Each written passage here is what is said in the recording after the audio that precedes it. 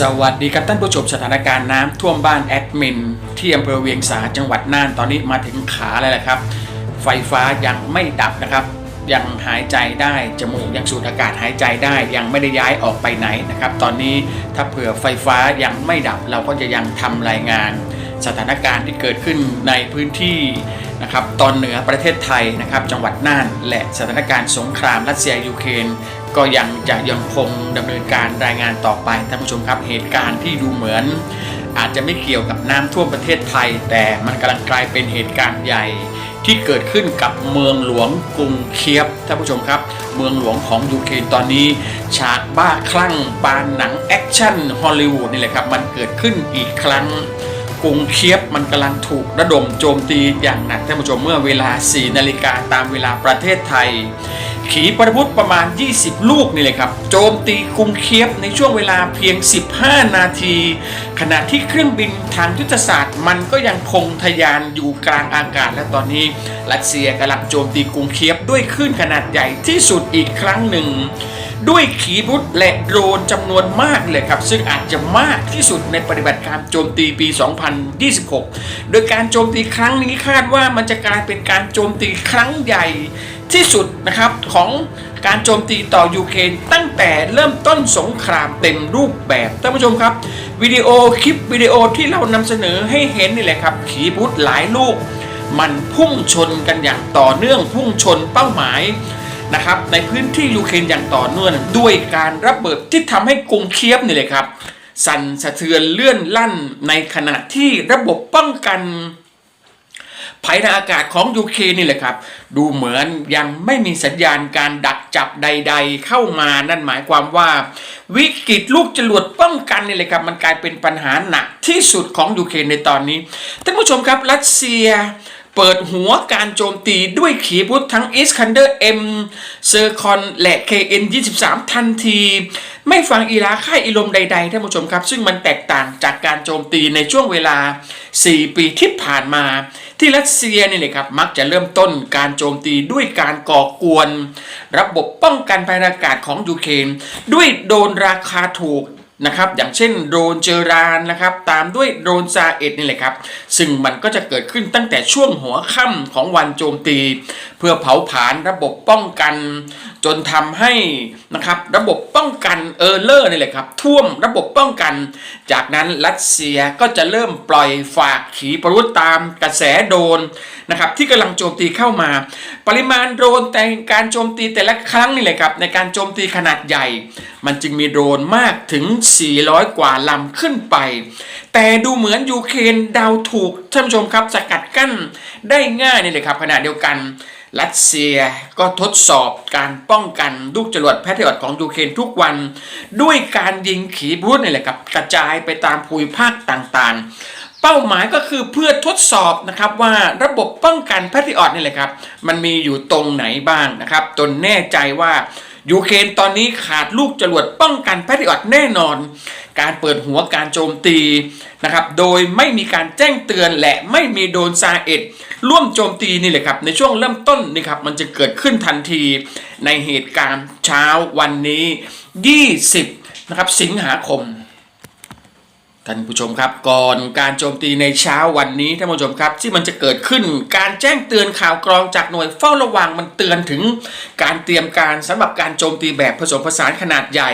ด้วยโดรนและขีปนาวุธนี่แหละครับซึ่งมันอาจกลายเป็นอีกครั้งหนึ่งในการโจมตีใหญ่ที่สุดในช่วงหลังๆของการเปิดปฏิบัติการนะครับในบรรดาอาวุธที่โจมตีมีความเป็นไปได้ที่จะมีการใช้งาน Iskander M KN-23 รวมถึง Hypersonic Zircon นี่แหละครับการผสมผสานดังกล่าวเคยถูกใช้โดยรัสเซีย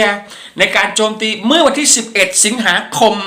ระหว่างการโจมตีต่อเคียฟและซาโปริเซียโดยเหตุการณ์ครั้งนั้นท่านผู้ชมครับไม่น่าเชื่อว่าไม่สามารถสกัดกั้นขีปนาวุธต่างๆเหล่านี้ได้เลยนอกจากนี้ยังมีรายงานแยกออกไปนะครับว่ามีความเป็นไปได้ที่เครื่องบินรบเชิงยุทธศาสตร์ทั้งตู 95MS และตู 160นี่แหละครับกำลังจะมีการใช้งานซึ่งหากเป็นจริงท่านผู้ชมครับ อาจมีการเพิ่มจำนวนขีปนาวุธล่อน KH-101 จำนวนมากเลยครับให้กับส่วนประกอบในการโจมตีด้วยขีปนาวุธข้ามทวีปซึ่งตอนนี้ท่านผู้ชมครับมันเป็นที่ชัดเจนเลยนะครับว่าเครื่องบินทางยุทธศาสตร์เหล่านั้นมันกำลังบินอยู่กลางอากาศเป็นที่เรียบร้อยแล้วนะครับซึ่งก่อนหน้านี้นะครับเครื่องบินเหล่านี้มาเติมอาวุธที่เอ็นเกล2นะครับและไปจอดคอยการโจมตีที่โอเลนยาตั้งแต่2วันก่อนหน้านี้แล้วท่านผู้ชมครับจำนวนรวมของขีปนาวุธประเภทต่างๆในชุดการโจมตีที่สันนิษฐานไว้มันอาจสูงมากหลาย10ลูกนี่เลยครับในขณะที่การโจมตีดังกล่าวมันน่าจะมาพร้อมกับโดรนจำนวนมากเช่นกันซึ่งอาจกำลังโจมตีตามมาภายหลังนะครับซึ่งมันจะกลายเป็นกลยุทธ์สำคัญของการเปลี่ยนแปลง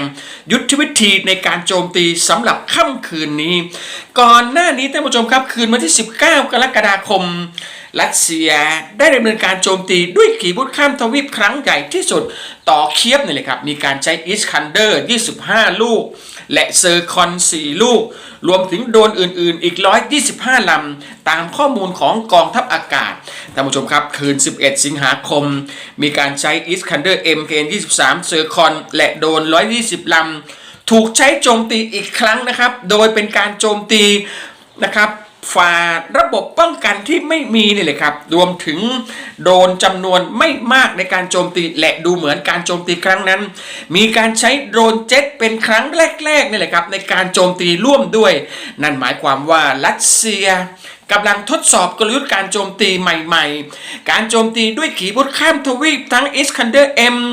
KN-23 รวมถึงเซอร์คอนนี่แหละครับไม่มีการใช้งาน KH-101 ไม่มีการขึ้นบินของเครื่องบินทางยุทธศาสตร์และดูเหมือนมันประสบความสำเร็จมากกว่าเนื่องจากว่า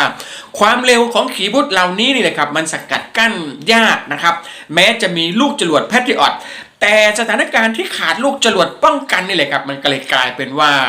ลูกจรวดเหล่านี้มันกระทบเป้าหมายทุกลูกทุกนัดที่รัสเซียยิงออกไปในขณะเดียวกันท่านผู้ชมครับเวลาเกือบจะพร้อมกัน 4 นาฬิกาตามเวลาตามประเทศไทยท่านผู้ชมครับแผนที่ที่เรานำเสนอจากสื่อรัสเซียมันก็แสดงให้เห็นเส้นทางการบินของโดรนนะครับ UAV ของยูเครนเช่นกันมันแสดงด้วยลูกศรสีแดงบ่งบอกทิศทางการเคลื่อนที่ของ UAV ในการโจมตีค่ำคืนนี้ท่านผู้ชมครับตามแหล่งข่าวรัสเซียมีโดรนประมาณ350ลำของยูเครนเลยครับซึ่งต้องตัวเลขในการประมาณการจริงนี่แหละครับมันอาจจะมีมากกว่านั้นนะครับความเป็นจริงตัวเลขอาจจะมีปริมาณมากกว่ายูเครนไม่ประสบความสำเร็จสำหรับการโจมตีกรุงมอสโกครั้งใหญ่ล่าสุดเมื่อค่ำคืน 17-18 สิงหาคมที่ผ่านมาตามรายงานสื่อรัสเซียอาจมีโดรนยูเครนมากกว่า600ลำที่ถูกยิงตกนั่นหมายความว่าปริมาณโดรนมันมีมากกว่านั้นลุมโจมตีกรุงมอสโกภายหลังความสำเร็จในการโจมตีศูนย์โลจิสติกไวเบอร์ลี่นี่เลยครับชานเมืองด้านตะวันออกเฉียงใต้2แห่งในเช้าวันอาทิตย์จนไฟลุกท่วมนี่เลยครับการโจมตีใช้วันที่18ระบบป้องกันรัสเซีย4ชั้นมากกว่า200ระบบนี่เลยครับสามารถสกัดกั้นได้นะครับโดนยูเครนได้นะครับแต่มันก็มีบางส่วนท่านผู้ชมครับมันเล็ดลอดจนไปสร้างความเสียหายต่อระบบไฟฟ้านะครับทำให้เกิดกระแสไฟฟ้าดับเป็นบริเวณกว้างเหมือนกันระบบการสื่อสารขัดข้องนะครับธนาคารมีปัญหาซึ่งกลายเป็นโมเดลโจมตีกรุงมอสโกที่กำลังจะตามมาเหมือนที่เกิดขึ้นในไครเมียและอาจต้องใช้ระยะเวลาหลายเดือนกว่าจะจัดการระบบป้องกันที่มีมากกว่า200ระบบนี่แหละครับจนโจมตีได้สะดวกเหมือนในไครเมียซึ่งตอนนั้นท่านผู้ชมครับกรุงเคียฟก็ต้องรอให้รอดเหมือนกันเพราะว่าถ้าถูกถล่มอย่างหนักเหมือนวันนี้นี่นะครับกรุงเคียฟอาจรอไม่ไหวถ้าเผื่อจะรอใช้เวลานานขนาดนั้นท่านผู้ชมครับกระแสการโจมตีกรุงเคียฟของรัสเซียยังดำเนินต่อไปโดยกรุงเคียฟกำลังเผชิญกับคลื่นการโจมตีที่หนักหน่วงที่สุดอีกครั้งหนึ่งเพราะว่าตัวเองป้องกันตัวเองไม่ได้เครื่องบินทิ้งระเบิดทางยุทธศาสตร์ตู 95MS 7 ลำได้ทะยานขึ้นจากโอเลนยาในขณะที่ตู 1602 ลำก็ขึ้นบินเกือบจะพร้อมๆกันกำลังอยู่ในอากาศตอนนี้ท่านผู้ชมครับระยะการบรรทุกอาวุธเครื่องบินทางยุทธศาสตร์ จำนวนนะครับ9ลำนี่เลยครับสำหรับคืนนี้มันอาจจะมีขีพุทธล่อนมากถึง50ลูกในการใช้งานแม้ว่าจำนวนจริงในการใช้งานจริงนี่เลยครับมันอาจจะน้อยกว่าในทางปฏิบัติภัยคุกคามจากขีพุทธนำวิถีก็ยังคงอยู่ในระดับสูงและอาจมีการยิงทั้ง Iskander M Zircon หรือว่า KN-23 เพิ่มเติมได้ทุกเมื่อเลยครับขณะเดียวกันการโจมตีเปิดหัวที่เกิดขึ้นตั้งแต่ช่วงเวลา 4 นาฬิกาตามเวลาประเทศไทยมีเสียงระเบิดดังขึ้นมากกว่า20ครั้งในกรุงเคียฟมีรายงานเกิดไฟไหม้ในเมืองในขณะที่บางส่วนของเมืองหลวงยังคงประสบปัญหาการขาดแคลนไฟฟ้านะครับสถานการณ์การป้องกันภัยอากาศยังน่าเป็นห่วงเป็นพิเศษท่านผู้ชมจนถึงตอนนี้ท่านผู้ชมนับเวลาปัจจุบัน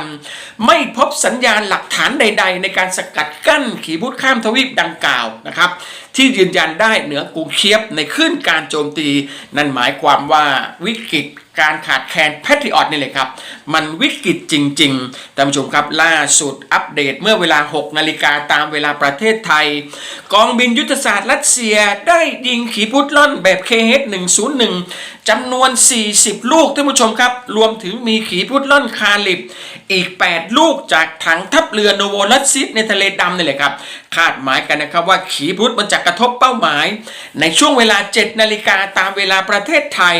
ขณะเดียวกันท่านผู้ชมครับรัสเซียก็เปิดการโจมตีด้วยขีปนาวุธ Iskander M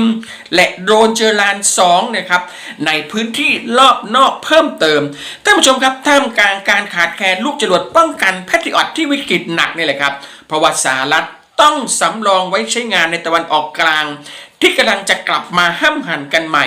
มันกลายเป็นวิกฤตขาดแคลนระบบป้องกันกรุงเคียฟที่ปกป้องตัวเองไม่ได้ความเสียหายอาจมากมายสุดจะคาดเดาท่านผู้ชมครับขณะที่โดนยูเครนก็กำลังบินสวนทางตอบโต้เช่นกันผลการปะทะกันวันนี้ท่านผู้ชมครับเราจะนำเสนอในคลิปต่อๆไปร่วมแสดงความคิดเห็นผ่านช่องทางคอมเมนต์ด้านล่างได้เลยครับ